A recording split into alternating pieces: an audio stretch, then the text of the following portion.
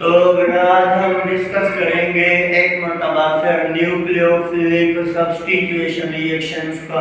आज हमारे पास third lecture है। तो अल्काइल हैलाइड्स की केमिकल प्रॉपर्टीज में हम न्यूक्लियोफिलिक सब्स्टिट्यूशन रिएक्शंस पढ़ रहे हैं अल्काइल हैलाइड्स के। इसके लेक्चर पहले तो मैंने 2 बना दिए हैं न्यूक्लियोफिलिक रिएक्शन के ऊपर। आज हम इसका थर्ड पार्ट स्टडी करने जा रहे हैं। तो पहले पार्ट में मैंने आपको SN2 मैकेनिज्म बताया था और दूसरे पार्ट में मैंने आपको SN1 मैकेनिज्म बताया था। और उससे पहले थर्ड लेक्चर में हमने ये भी डिस्कस किया था कि ये जो टर्शियरी अल्काइल हैलाइड्स होते हैं वो SN2 मैकेनिज्म के थ्रू रिएक्शन क्यों नहीं किया करते। तो इनकी आज हम पढ़ेंगे कि ये जो सेकेंडरी अल्काइल हैलाइड्स हैं वो किस मैकेनिज्म के थ्रू रिएक्शन करते हैं। जैसे SN2 तो प्राइमरी है, primary alkyl halides undergo SN2, tertiary undergo SN1।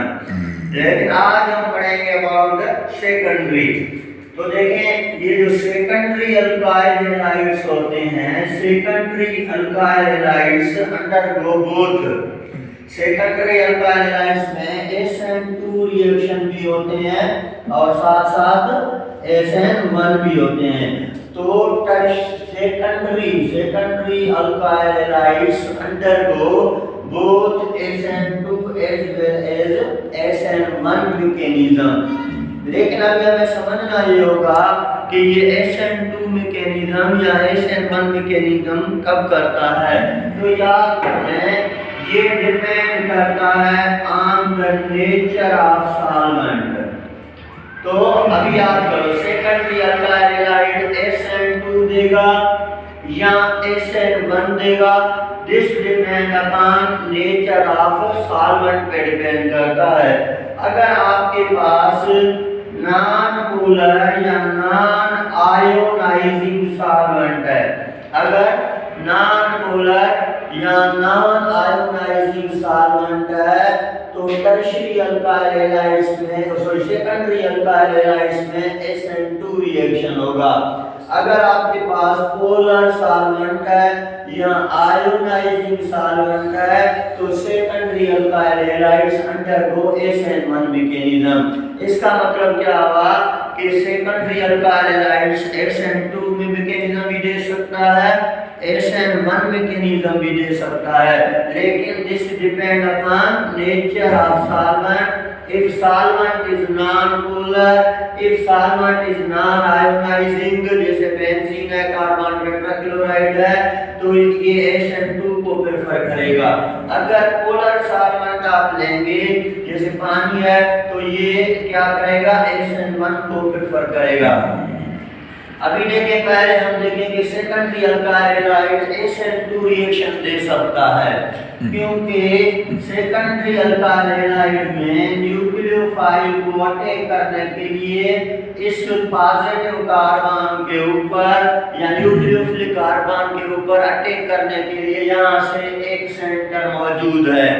तो इसी वजह से ये SN2 मैकेनिज्म के थ्रू रिएक्शन कर सकता है क्योंकि टर्शियरी में तो हमारे पास 3 अल्काइल ग्रुप थे और एक हैलोजन एटम था। तो टर्शियरी अल्काइल हैलाइड में न्यूक्लियोफाइल को न्यूक्लियोफिलिक कार्बन के ऊपर अटैक करने के लिए कोई भी सेंटर मौजूद नहीं था। लेकिन सेकेंडरी अल्काइल हैलाइड में ये एक सेंटर मौजूद है जहां पे न्यूक्लियोफाइल अटैक करके और ये SN2 मैकेनिज्म के थ्रू रिएक्शन कर सकता है। तो जैसे न्यूक्लियोफाइल यहाँ अटैक करेगा, यहाँ क्या होगा, SN2 मैकेनिज्म में ब्रेकिंग ऑफ बॉन्ड जो है और फॉर्मेशन ऑफ बॉन्ड दोनों साइमल्टेनियसली होते हैं ना, एक ही वक्त होते हैं ना, हाफ बॉन्ड ब्रेक होता है, हाफ बॉन्ड फॉर्म होता है। तो यहाँ रिएक्शन स्लो हो जाता है क्योंकि ब्रेकिंग ऑफ बॉन्ड जहाँ भी होगा रिएक्शन स्लो होगा, तो स्लो हो जाता है, जिसकी वजह से ये जो है SN2 मैकेनिज्म लेता है और इस मैकेनिज्म में ये रेट ऑफ रिएक्शन जो है वो न्यूक्लियोफाइल पे भी डिपेंड करता है और अल्काइल हैलाइड पे तो ये बायोमॉलिक्यूलर या सेकंड ऑर्डर है और this is called SN2 mechanism. तो इफ सॉल्वेंट इज, यहाँ पे अगर आपका सॉल्वेंट कौन सा होगा, non polar, it is necessary, ये आपको कॉन्सेप्ट लेना है। अगर नॉन पोलर है तो SN2 दे सकता है क्योंकि पेशेंट अटैक करने के लिए। लेकिन अगर आप पोलर सॉल्वेंट लेंगे, अगर आप क्या लेंगे पोलर सॉल्वेंट, जैसे आपने पानी ले लिया तो H और OH होते हैं वाटर के। अभी देखिए अगर आप पोलर सॉल्वेंट लेंगे तो फिर क्या होगा, there is a attraction produce between negative and positive charge. इस पॉजिटिव नेगेटिव की अट्रैक्शन की वजह से बॉन्डिंग की ब्रेकिंग हो सकती है, या आयोनाइज होगा ये सॉल्वेंट। तो पहले आयोनाइज होगा, फर्स्ट स्टेप में आयोनाइज होगा, दूसरे स्टेप में इस पे न्यूक्लियोफाइल जो है फिर अटैक करेगा। तो इसी वजह से ये SN2 भी जा सकता है, SN1 भी। दिस डिपेंड अपॉन, ये किस पे डिपेंड करता है, नेचर ऑफ सॉल्वेंट के ऊपर। तो आपने समझ लिया कि secondary undergo both SN2 and SN1। अभी आपके जहन में ये भी क्वेश्चन आता होगा कि सर फिर जो प्राइमरी अल्काइल हैलाइड है, जो प्राइमरी अल्काइल हैलाइड है वो कभी भी SN1 मैकेनिज्म के थ्रू रिएक्शन नहीं करता, क्यों? अगर सेकेंडरी SN1 भी कर सकता है और SN2 भी कर सकता है तो प्राइमरी SN1 और SN2 क्यों नहीं कर सकता? चलो टर्शियरी तो SN2 नहीं कर पाएगा तो अटैक करने के लिए सेंट्रल नहीं है, लेकिन मसला होता है प्राइमरी का कि प्राइमरी कार्बोनियमाइन जो है या प्राइमरी अल्काइल हैलाइड जो है CH3CH2Cl, दिस इज प्राइमरी। अभी प्राइमरी में तो न्यूक्लियोफाइल को अटैक करने के लिए सेंटर मौजूद है, ये SN2 करेगा। लेकिन यहाँ पे अगर हम पोलर सॉल्वेंट लगा के और इस बॉन्ड को ब्रेक करें, आयोनाइज करें, तो ये SN1 भी दे सकता है ना। लेकिन प्राइमरी कभी भी SN1 मैकेनिज्म के थ्रू रिएक्शन नहीं करता, इसका रीजन क्या है? तो अभी देखिए बेटा, this depend upon stability of carbonium ion.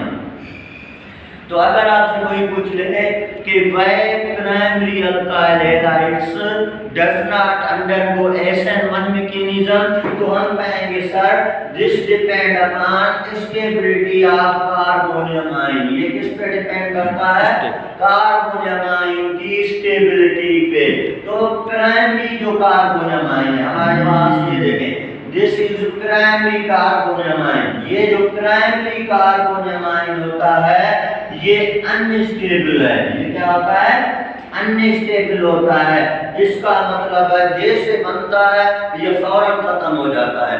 तो primary alkyl halide SN1 mechanism के थ्रू क्यों रिएक्शन नहीं करता?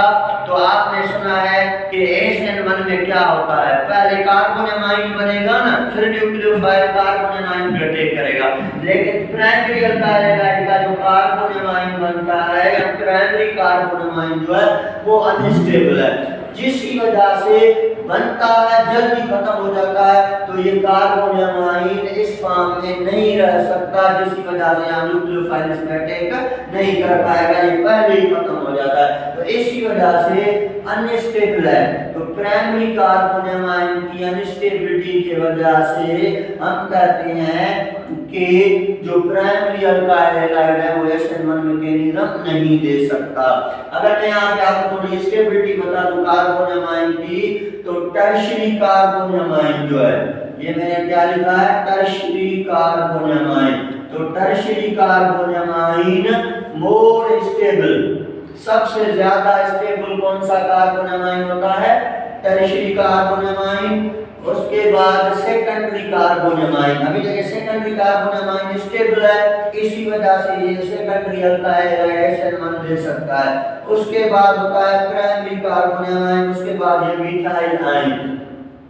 तो tertiary carbonium ion is more stable than secondary, secondary is more stable than primary and primary is more stable than methyl. इसी वजह से ये मिथाइल आयन या प्राइमरी कार्बोनियमाइन जो है वो अनस्टेबल है, that's why it does not undergo SN1 mechanism. अभी देखिए आप यहाँ पे पूछेंगे सर टर्शियरी कार्बोनियमाइन ज्यादा स्टेबल, फिर सेकेंडरी ज्यादा है, थोड़ा सा सेकेंडरी जो है वो टर्शियरी से थोड़ा सा कम स्टेबल है, लेकिन प्राइमरी से ज्यादा स्टेबल है। अगर हम इसके रीजन देखें कि वह tertiary carbonium ion is more stable than secondary, secondary is more stable than primary. तो इसकी रीजन क्या होंगी, तो अभी जो जोड़ा तो क्या है टर्शरी कार्बोनामाइन मोर स्टेबल, क्योंकि आपने देखा है कि टर्शरी कार्बोनामाइन के साथ 3 अल्काइल ग्रुप हैं। टर्शरी कार्बोनामाइन के साथ कितने अल्काइल ग्रुप हैं, 3 अल्काइल ग्रुप हैं। और alkyl group is electron releasing group. हमने पढ़ा था ना न्यूक्लियोफिलिक्स, जो बेंजीन के वो ऑर्थोपेरा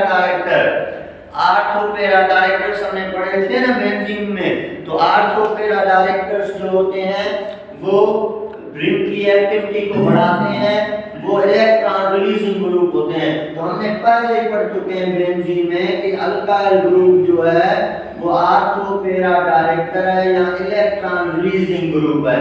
तो methyl is electron releasing group. इसमें 3 मिथाइल ग्रुप हैं, जिसकी वजह से ये पॉजिटिव कार्बन की तरफ इलेक्ट्रॉन रिलीज करते हैं। इसी वजह से इस पॉजिटिव कार्बन के ऊपर नेगेटिव कंसंट्रेशन बढ़ जाती है। जब यहाँ पे इलेक्ट्रॉन की कंसंट्रेशन या नेगेटिव चार्ज की कंसंट्रेशन बढ़ जाती है, इसी वजह से ये स्टेबल रहता है।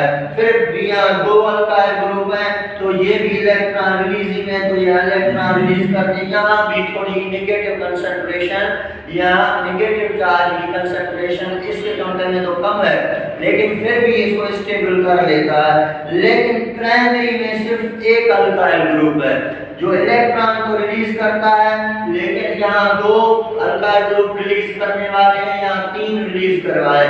इसी वजह से यहाँ जो इलेक्ट्रॉन रिलीज होता है वो सिर्फ 1 अल्काइल ग्रुप करता है, जिसकी वजह से इसकी स्टेबिलिटी नहीं रहती या नेगेटिव कंसंट्रेशन जो है वो नहीं होता, नेगेटिव चार्ज की कंसंट्रेशन ज्यादा नहीं होता।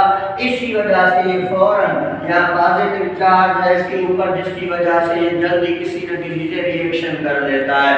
तो tertiary carbonium ion is more stable because there are 3 electron releasing group which release the electron towards positive carbon, जिसकी वजह से नेगेटिव चार्ज की कंसंट्रेशन बढ़ जाती है, स्टेबल हो जाता है। ये भी इलेक्ट्रॉन रिलीज होने से स्टेबल होता है। लेकिन यहाँ जो इलेक्ट्रॉन रिलीजिंग करने वाला एक ग्रुप है जो इस पॉजिटिव कार्बन को इतना स्टेबल नहीं कर पाता, इसी वजह से प्राइमरी कार्बोनामाइन अनस्टेबल है। तो इसी वजह से ये SN1 मैकेनिज्म नहीं दे सकता। तो ये आपके न्यूक्लियोफिलिक सब्स्टिट्यूशन रिएक्शंस है बेंजीन और अल्काइल हैलाइड्स की। अगर इनमें से कोई भी क्वेश्चन हो, मैंने पहला लेक्चर भी आप पढ़ ले, दूसरा थर्ड लेक्चर भी है, तो इसमें से कोई भी क्वेश्चन हो जो आपको समझ में नहीं आता आप कमेंट में पूछ लेना। Thank you.